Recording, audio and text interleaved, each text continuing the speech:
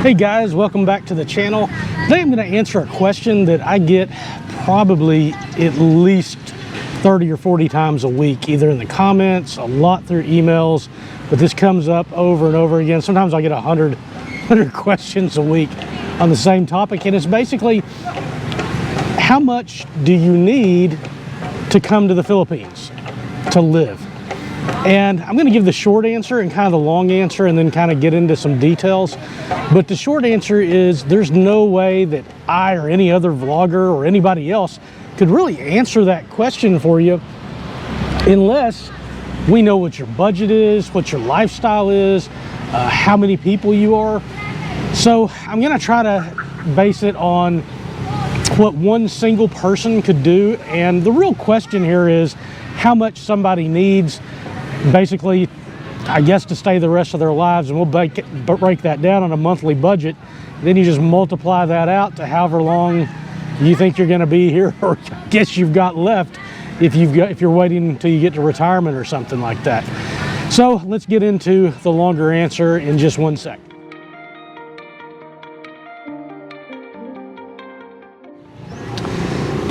So as far as monthly expenses in the Philippines, again, it depends on your lifestyle. But if you're talking about the bare bones that you absolutely have to have just to get by, just to live, then it's very little compared to what you would have to have, say, in most places in the United States, you know, in London, England, and Australia. So your biggest cost of expenses usually where you're going to be is going to be dealing with rent.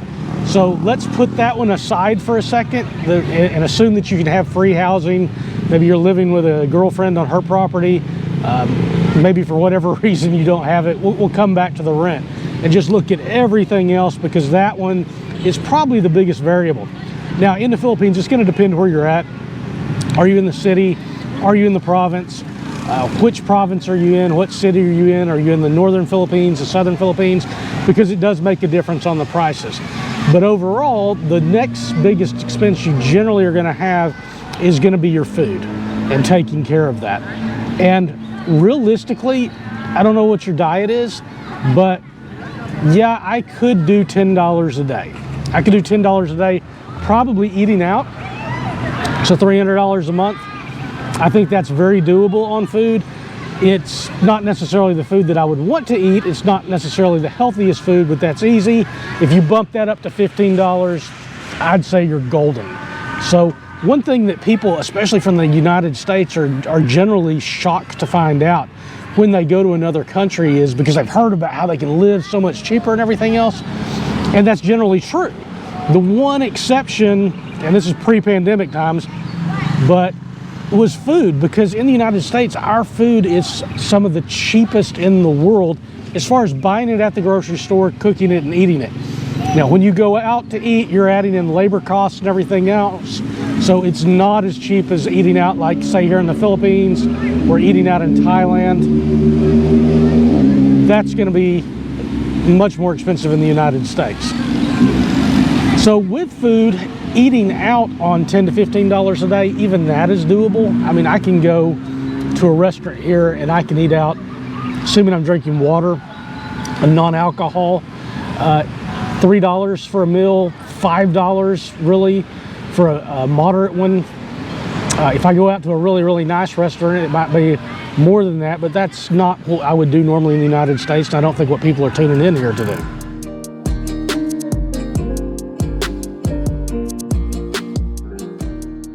So your next expenses are going to be your utilities. So electric, water. If you're not running air conditioner, assuming you can live without air conditioner and you're going to run a fan, in other words, you're going to live like Filipino people here do. I know people that get by on less than $60 a month in their electric bills. And that's including running a TV occasionally, their lights. Cooking here, you're going to use gas, so that's not going to be very expensive. So with that and a basic cell phone plan for your internet, you could easily get by with, well, say get by, you could get by with $100 a month.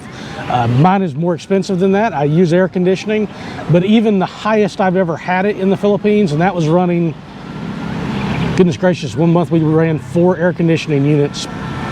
We weren't the only ones there.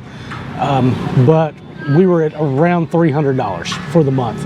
And that's using multiple people using computers, that's using televisions, 4 air conditioning units. These were inverter air cons, but that was the highest I've ever seen it. But all of your utilities you should be able to cover for that 100 if you budget tightly and don't use air conditioning.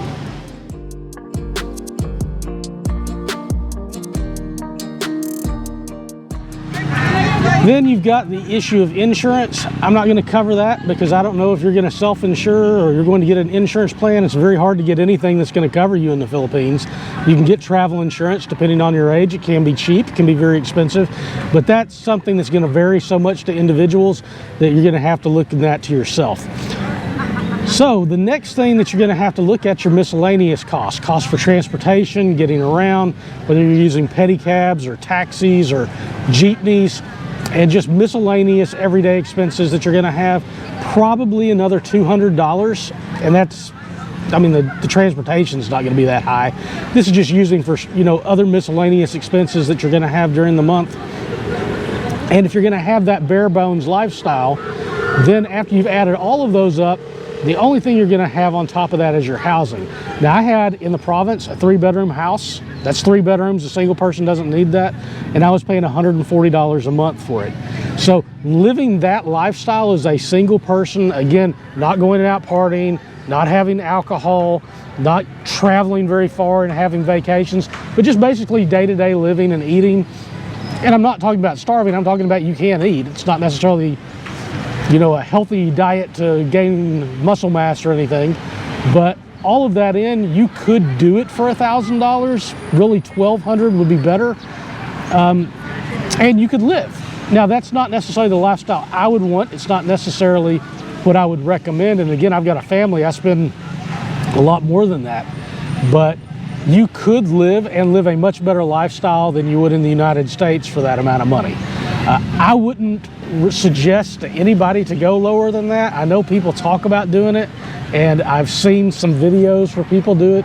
Again, if they're living with someone, a wife who already, you know, they're living on family property and stuff, they're able to cut out some expenses or share expenses, so things makes it easier.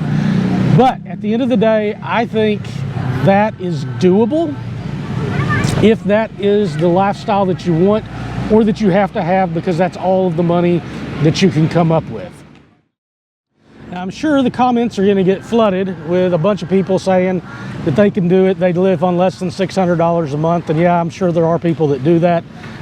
There are definitely Filipinos that live on less than $600 US a month. Again, they're probably not paying housing costs when that's taken into consideration, or they're living in boarding houses. So take any of those comments that you see there with a grain of salt. I always suggest planning on having more when you go to another country, because you'll find out that you spend a lot more very, very quickly, and you don't want to come and you've only got a budget for $1,200 a month and you're already spending $1,500, because that's going to eat into your savings very quick. Guys, just to let you know, a lot of my videos, sometimes they're too complicated and too long for YouTube, or it's just stuff that wouldn't do well or that YouTube doesn't want me to put up. So I am going to start putting some videos that I've taken down, as well as some original content in the membership area. If anybody's interested in that, you can check out the video on the join button. It'll tell you all about it. Again, if that's something you're interested in, check it out. Anyway, I'll see you guys in the next one.